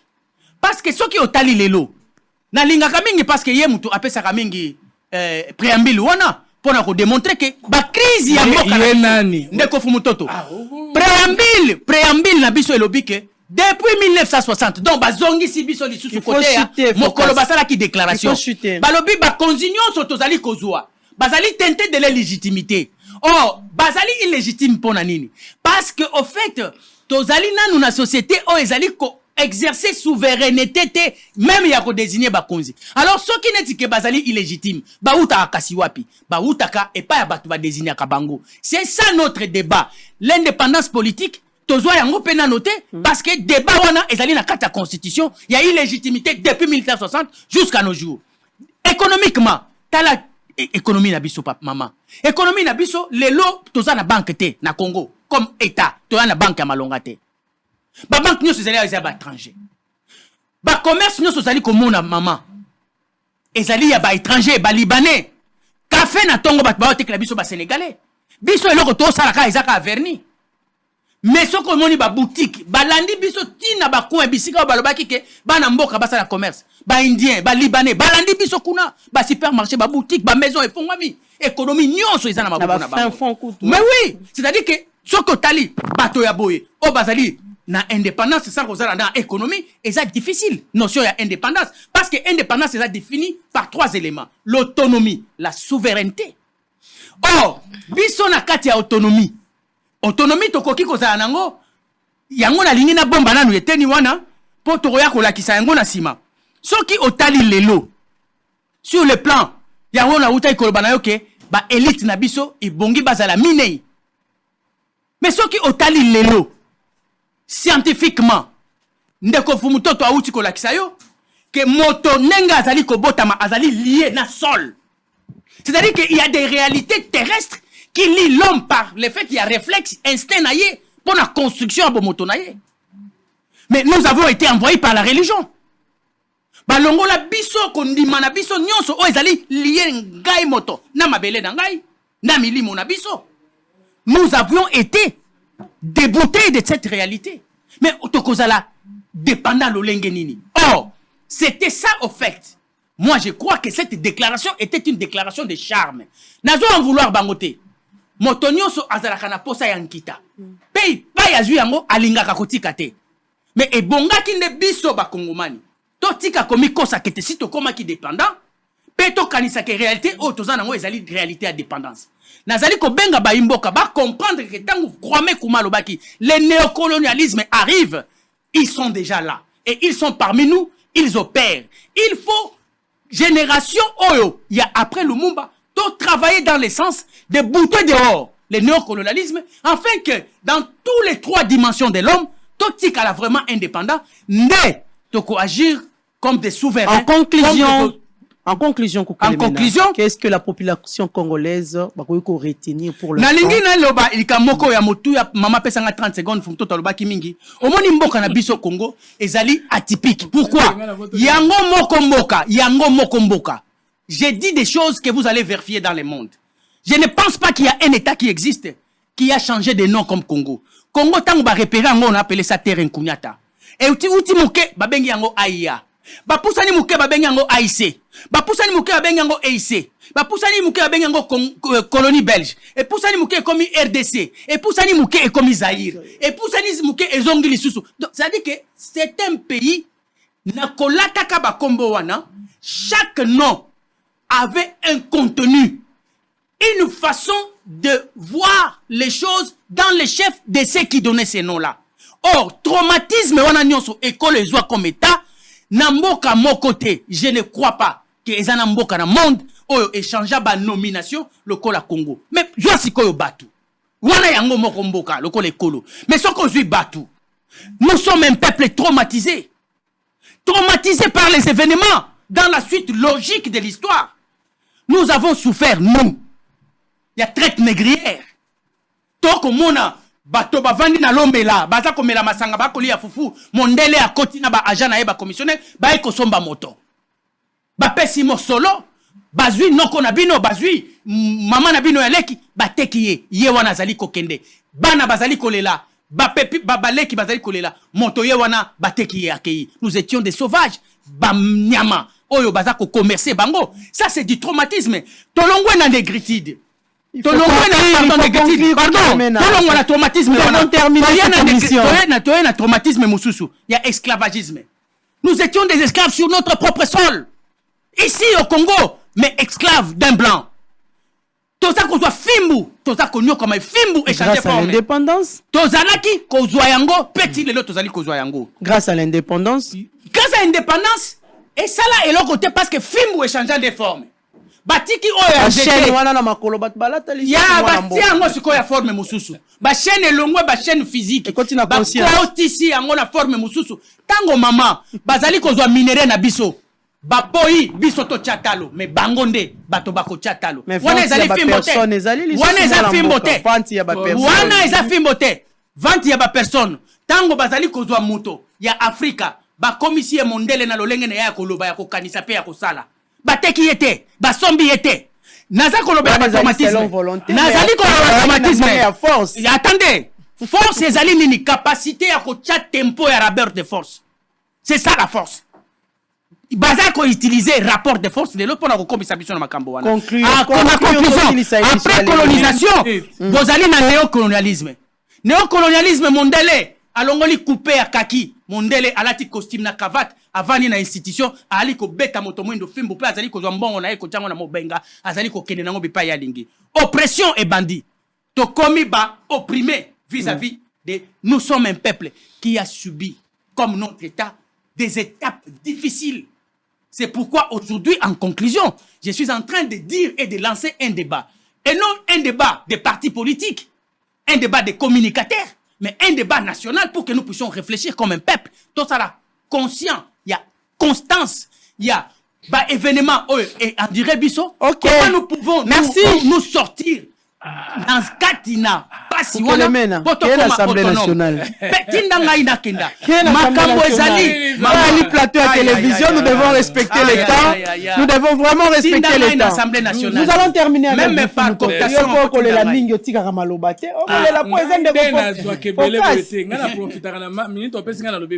Mais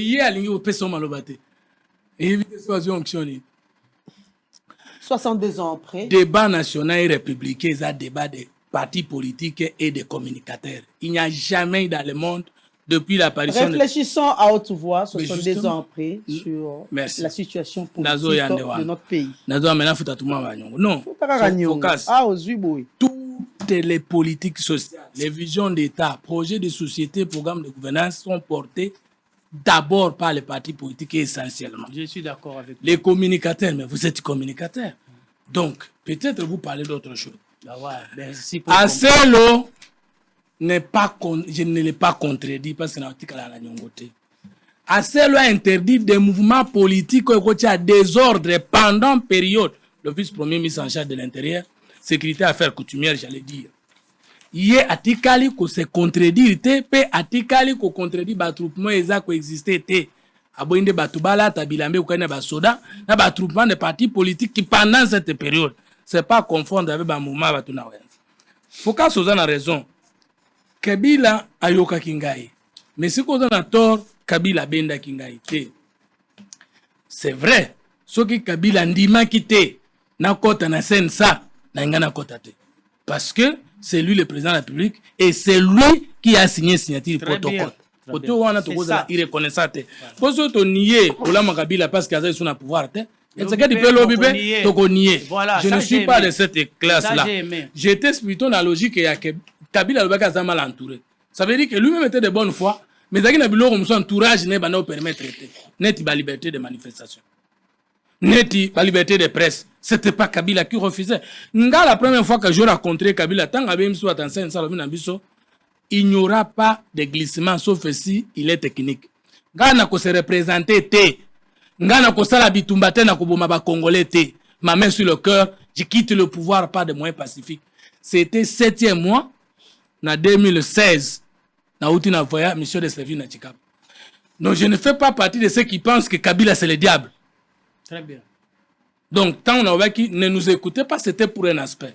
Kabila écoutait parce qu'il y a eu beaucoup de concertations avec l'M23, avec le CNDP, avec l'opposition en 2013, j'étais là, avec tout. Il a intégré des premiers ministres de l'opposition qu'on sort de ce côté-là. Boula Mouyamoutoutoukobo Sanaté, c'est d'abord rapport na 70 après l'indépendance. Mais nous sommes d'accord, Foucasse. Foucasse a craché sur notre fête. Foucasse a lobby que le Lumumba est mort inutilement. Parce qu'à lobby, il n'y a pas eu d'indépendance. Foucasse a lobby que a lobby qui a dans matanga za lokuta. Parce qu'à lobby, tout ce qu'on a pendate, Foucasse c'est grave. Avant l'indépendance n'est pas égal après l'indépendance, comme a dit un officier militaire belge, c'est faux. Avant l'indépendance, le Congo était un pays à plus de 8000 km et le chef de l'État était un Belge. Après l'indépendance, dictature ou pas, le chef de l'État c'est Mobutu. C'est pas changement. Tant on va passer sur souveraineté en sciences politiques souveraineté nkoloba, di colon na pouvoir monsieur ezate. Mais na carte de souveraineté na au côté que l'on konayo, au kobattre yango, au ko négliger yango. Ce qui biso moko to baby simboka na sima ya 1960 eza faute mundele te. Ce qu'on obi que to zwa lipanda te, bongo Belgique azongi si ebembe ya Lumumba pona nini. Tala na tango ya lipanda. Bazali kozwa congolais awa kosala ye traite nengi ko teka ye na bezi wapi lelo bateki yo après 1960 babomi Lumumba bakei na ye bazozongisa ye est-ce que lelo bakosa biso susu bongo premier ministre musuto kotela kazali bakenda na ndengo wana lelo to mona Joseph Kabila telemeli Belgique boye basala ye nini Lumumba telemeli Belgique basala oyo yebi kuluba bongo te avant l'indépendance vous avez kotambwisa na loi fondamentale belge. Après l'indépendance, tu as la constitution, na biso moko kukelemena. Oula ki wapi lelo. On négligeait Moussala Nyoso ba Congolais ba lobby. Ba pesanga malobo yoka. Avant l'indépendance, tu as ki koyemba Brabanson, hymne national belge. Tu as ki na ba moyen de communication radio moko ba Belgique. Aujourd'hui du point de vue communication média presse, tu as ba chaîne combien et peu sur autonomie. Natangwa tolaki nangote lelo tozo yemba zeroise toyebi debout congolais père boka mutasala yango biso moko batosala yango koniye loko wana te. Avant l'indépendance tozalaki na constitution na biso te. Joseph Kabila parmi ba actif na ye parmi ba passif na ye apesi biso constitution la République ça 15 ans stable avec les institutions. Avant l'indépendance chef de l'État zalaki président ya Belgique yemoko chef de l'État à Belgique et à France. Le chef de l'État a voté bien, voté mal, voté par les Congolais, les élections financées par les Congolais eux-mêmes. Donc ne crachez pas sur la mémoire de Xizenga, de Lumumba et ne négligez pas tout ce que nos ancêtres ont connu comme souffrance, mbala moroboye. Mais c'est même nous kanisa qu'indépendance, c'est qu'une étape moroboye, tout vient. Non, ce n'était qu'une étape de lutte. Après nous, la troisième voie, nous avons la troisième génération. Première génération, c'est la décolonisation. C'est Lumumba le phare. Deuxième génération, la démocratisation. C'est Tshisekedi le phare. Et troisième génération, la humanisation. C'est Fumutoto le phare. Nous disons que le Congolais était l'homme à trois parties. L'homme est esprit, l'homme est corps, l'homme est milieu. En considérant l'homme comme esprit, nous devons combattre l'ignorance, la peur et la pauvreté. En considérant l'homme comme corps, nous devons combattre la malnutrition, la maladie et l'insomnie. Et en combattant l'homme, en considérant l'homme comme corps, nous devons combattre l'enclavement, la pollution et l'insalubrité. Lumumba ne pouvait pas tout faire. Kizenga ne pouvait pas tout faire. Avant l'indépendance, et l'équipe aussi qu'après l'indépendance. Kolobabilo ko ana isusute. Ezali maloba Dengo lobi que za quatre élites ezali mabe. Il faut pas confondre ou séparer élite intellectuelle et élite scientifique, élite politique, élite religieuse et élite culturelle. Non. Politique, religion, science, tout ça c'est ce qui fait la culture. C'est pourquoi on parle de la culture des textes, culture juridique, culture. Non, simplifier sous pensons on a bien sûr, nous quand on a confié dans ma case parce que s'il vous plaît, la culture c'est ça. Maintenant maman, voilà ce que j'ai conclu. On a conclu, s'il vous plaît. 62 ans après, voici ce que les grands Congolais parmi nous ont réalisé que nous devons retenir comme les acquis de l'autorité. Mobutu a pesi biso unité nationale, intégrité territoriale, atiki mboka na dimension ba belge, ba pesa kabiso lipanda. Bravo Congo Kabwanité. Atana mabenaye. Pour retenir les qualités de Mobutu.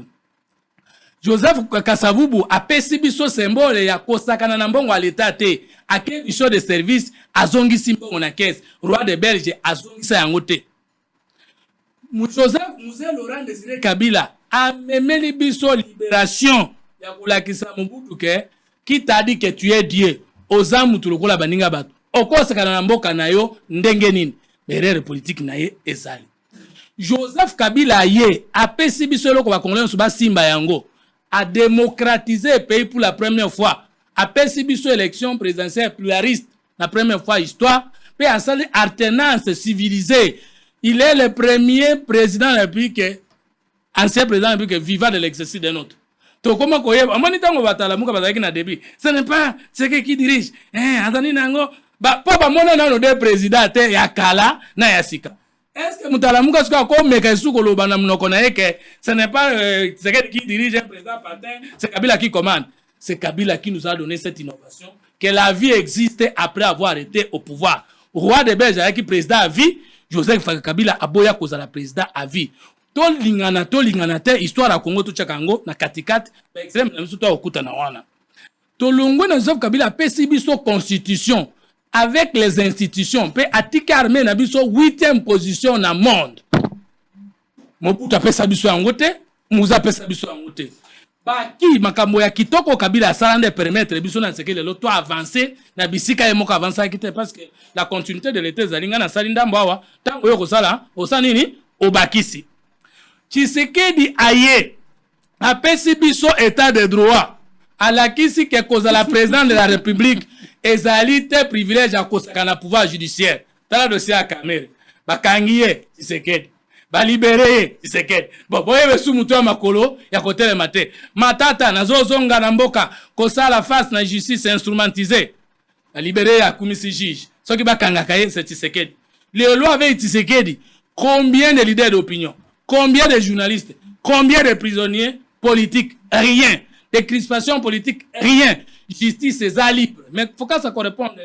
Justice c'est que tambola bien te. Tolo justice est libre parce que pouvoir c'est que les akonyata justice mais conseil supérieur à magistrature il fait ça la musala. Problème est ça kuna. Tshisekedi a memi biso Kabila a memi biso na 1 milliard pour la première fois sous Gizenga premier ministre. Tshisekedi mutu aliboso a comme Congo na 10 milliards. Imaginez-vous que Kabila Joseph Assadi 2001-2007 budget à l'été tika okoma 2006 tika okoma 1 milliard te. Mais Tshisekedi avec les patrouilles financières de l'IGF contrôle a priori a posteriori et concomitant IGF un seul mois avril mai to réaliser plus d'1 milliard de dollars na ba régie financière collé cassé que Joseph Kabila n'a pas pu réaliser pendant 6 ans. Et c'est ngeli to yebaka mutu na mutu temps fort na ezani poto conclusion fumutoto gratuité enseignement oyo komama ki na constitution ya Joseph Kabila Félix Tshisekedi aye alobi boye ezate ka bana ya groupe moko bwende batangaka bana nyonso bazonga classe pe alongoli enseignant na 100 000 francs congolais amemiye na 300 000 eza muke mais par rapport na ezalaki ebele ezalaki liboso eza grave. Félix Tshisekedi a civilisé ba résidence d'état tolingaki pona koleka na mozola musée un problème. Habité en États-Unis, en France, baleka kaliboso Élysée. Na utina bana wana mozole, tokoti, tobimi, na présidence ozoleka. La gouvernance de la terreur, de la peur. Oyoka kasi na Kinshasa bakoti, babomi, nabutu. Tshisekedi a civilisé makambo. Mais il y a ba quartier belé yelle sécurité. Insécurité dans la partout même en France comme batterie mais diminuer. Bon koti babomi alika. Non l'homme a fait casser. Surtout ceux qui na ba quartier périphérique. Dans la quartier périphérique. Dans la village de Kinshasa. On a tchamu 100%. Makambo zanga kate mais Tshisekedi a kitisi. Ça il faut reconnaître. Les lots maman signal ya fille kata na kasusu. Chana na bino kangami combien de fois?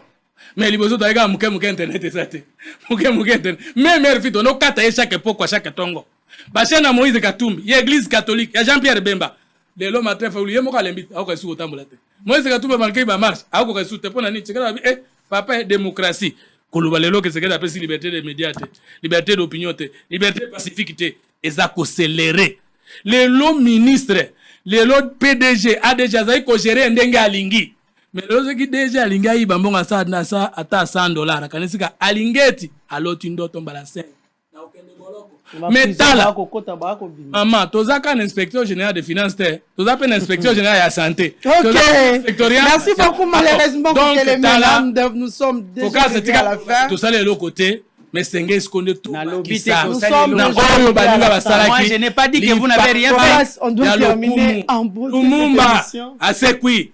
Izenga, Asekwi. Isekedi, Asekwi. Fokase, Akosekwa. Fumutoto, Akosekwa. Bisognon soto Kosekwa. On a Congo nouveau meilleur. Tolongi Belgique. En tout cas, Belgique, pour moi qui Lumumba. Eza Belgique, Zongi se bembete. Même si on toko silikana. Mais toi, que papa va bébé saki. Tu sais que les sungi biso bana to bongisi. Tota la Belgique le kola munguna te parce que m'tassimilier. La faute avouer. Ah, à moitié pardonné. Il a regretté, il ne sait pas. Le biba dirigeant la biso. Voilà, non, tout na nos dirigeants ont dédouané la Belgique. Voilà. Ok, merci beaucoup. Nous sommes arrivés vraiment. Oh là là, prochainement Focas. Nous avons fait tout au plus 5 heures de temps sur ce plateau pour animer cette émission spéciale 30 juin. Peut-être Focas, vous êtes venus à 15h, mais il y a eu des gens qui ont défilé depuis 11h30.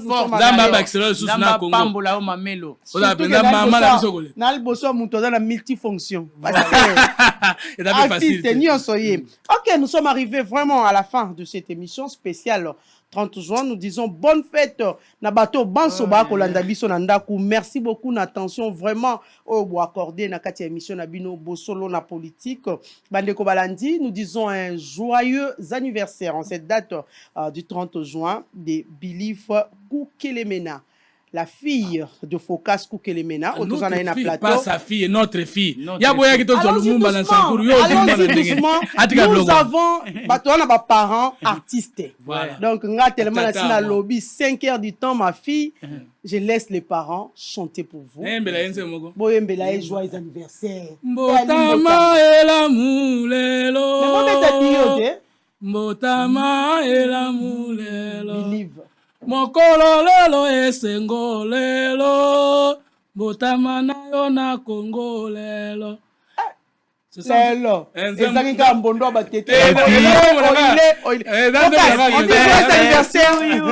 ayemi na mnoka mindele happy birthday to you my baby happy birthday to you yemba na kiyaka tona ninga butuka ya mbote butuka ya mbote merci butuka ya mbote believe maseka voilà mwana nanga nalingi mingi mwana na biso merci mais otikinga na soif mozala na papa ya artiste musicien abeteli yo bankunga believe Koukelemena. Nous te disons joyeux anniversaire, surtout que c'est une date au Penza République démocratique du Congo a fêté l'ipanda naie. Donc papa n'engali ali na double cérémonie, s'il faut dire ali na double fête na ya indépendance na ya believe Koukelemena. Malgré tout alobiye ali na nou na day mena moi gâteau eko panzana ai na day mako se régime ero balela kayete ba célébrer kayete alors que yemo ba matanga believe Koukelemena. Merci beaucoup.